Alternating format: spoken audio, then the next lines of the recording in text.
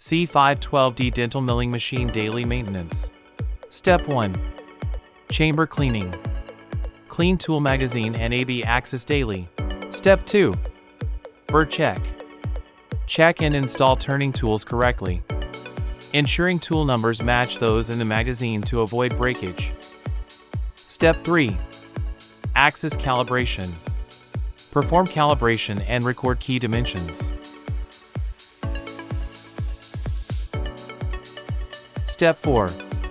Spindle cleaning. Clean the spindle weekly. Do not use an air gun to blow the spindle outlet to prevent dust from entering the spindle. Step 5. Guide rail lubrication. Lubricate the guide rails quarterly to keep them well lubricated and running smoothly.